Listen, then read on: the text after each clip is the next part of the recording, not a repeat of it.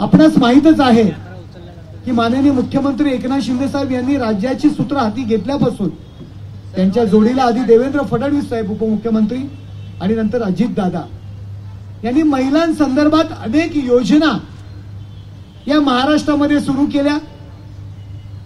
आपल्या भागात फारसा उपयोग नाही होत, पण तो ग्रामीण भागात बाजूलाच अगदी दिवेला आपण गेलात, बाजूला 14 गावांमध्ये गेलात, मुंबऱ्यामध्ये गेलात, कळव्यामध्ये सुद्धा एसटी मध्ये अर्ध्या तिकिटात प्रवास आपण लाभ घेतलाय की नाही? तुम्ही ज्या 200 रुपये तिकीट जे पूर्वी होतं आता 100 रुपयामध्ये आपल्याला एसटी मध्ये प्रवास आहे। लेक लाडकी योजना, मुलगी जन्माला आल्यानंतर ते 18 वर्ष होईपर्यंत जवळजवळ लाख रुपयांच्या वरती त्यांच्या खात्यात जमा होतात। या सर्व योजना सुरू होत असताना मुंबई महापालिकेत सुद्धा अशा पद्धतीने ही योजना सुरू झाली। त्यापूर्वी ठाणे महानगरपालिकेमध्ये माननीय मुख्यमंत्री एकनाथ शिंदे साहेब यांच्या नेतृत्वाखाली अनेक योजना महिला बालकल्याण खात्यामार्फत सुरू होत्या। त्याचा अवलंब अनेक महाराष्ट्रातील नगरपालिका आणि महानगरपालिकेने घेतला। मुंबईमध्ये ही योजना सुरू झाली आणि ताबडतोब खासदारांनी सांगितलं ही योजना आपल्याला ठाण्यात पण सुरू करायची। कोविडची परिस्थिती होती, महानगरपालिकेची आर्थिक स्थिती बेताची होती। माननीय मुख्यमंत्री एकनाथ शिंदे साहेबांनी सांगितलं या योजनेला जेवढे पैसे लागतील तेवढे मी माझ्या राज्य शासनाकडून देईल, परंतु माझ्या ठाण्याकरता ही योजना सुरू करा। माझ्या ठाणे महानगरपालिकेला हद्दीतील महिलांना स्वयंरोजगार देऊन त्यांना स्वयंपूर्ण बनवण्याकरता ही योजना सुरू करा। तुम्ही महानगरपालिकेचे पैसे वापरा आणि दे काय ती काय भर आहे ती मी इतर मार्गाने तुम्हाला देतो आणि ती तुमचा बॅलन्स साधतो, असे माननीय मुख्यमंत्री एकनाथ शिंदे साहेब। योजना आता मग द्यायचे कोणाला? यात पात्र अपात्र, कारण लाखोंची आपली लोकसंख्या आहे। काही कंडिशन्स आपण ठरवल्या आणि कंडिशन्स मध्ये आपण जाहीररित्या आपण नोव्हेंबर महिन्यामध्ये जाहिरात काढली। जाहिरातीमधून सर्व प्रभाग समितीमधून अर्ज मागवले। सुरुवातीला ठरलं होतं की लॉटरी काढू मग आम्ही लॉटरी काढू, संख्या जास्त आली होती। मग आम्ही मुख्यमंत्री एकनाथ शिंदे आणि खासदार साहेबांकडे गेलो की साहेब आता अर्ज 11-12 हजार पात्र लोक आहेत आणि आपल्याला 4 आणि 5 हजार रुपये लोकांना द्यायची, तर मग आपण काय करायचं?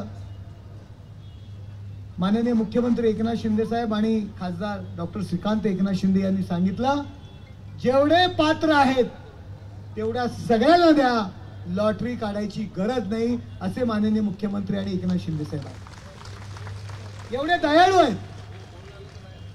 खासदार साहेबांनी कोल्हापूर अधिवेशन मध्ये सांगितलं राजा का बेटा राजा नहीं बनेगा, जो काम करेगा वही राजा बनेगा। आणि खासदार डॉक्टर श्रीकांत शिंदे साहेब काम करतायत।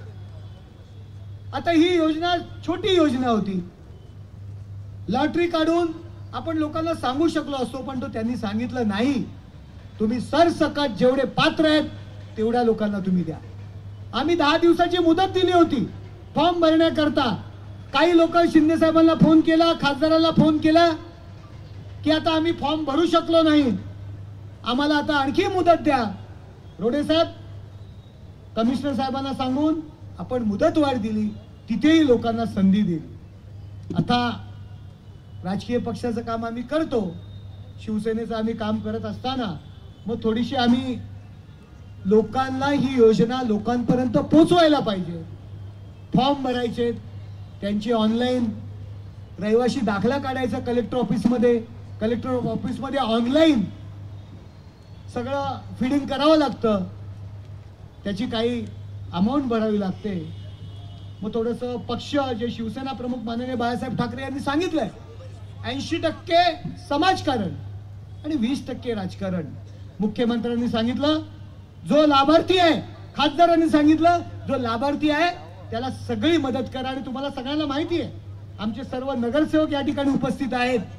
फॉर्म भरण्यापासून ऑनलाईन दाखले काढण्यापासून आमच्या नगरसेवकांच्या मदतीला आम्ही माणसं दिली आणि त्यांनी स्वतः मेहनत करून प्रभाग समितीवर फॉर्म भरण्यापासून सर्व कामं आमच्या नगरसेवकांनी केली.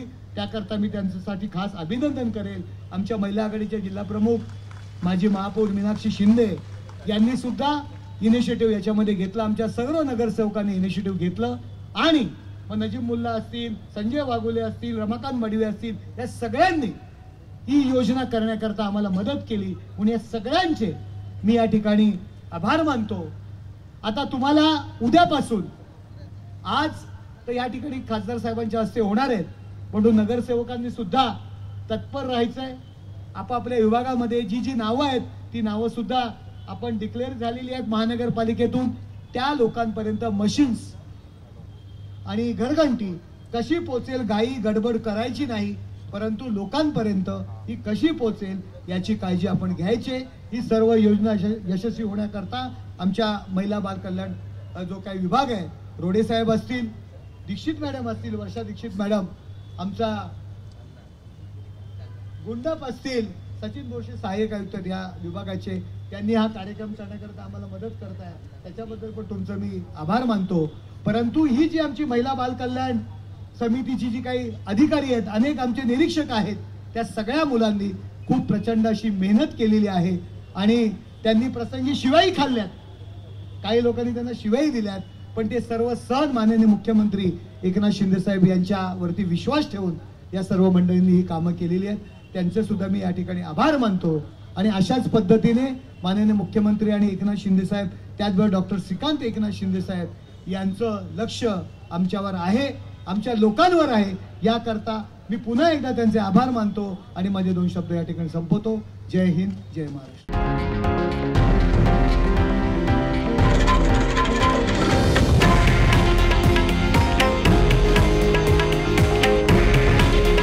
हे आहे देशातील नंबर 1 न्यूज नेटवर्क आणि आपण पाहत आहात TV9 मराठी. काळजी तुमची, हित महाराष्ट्राचं.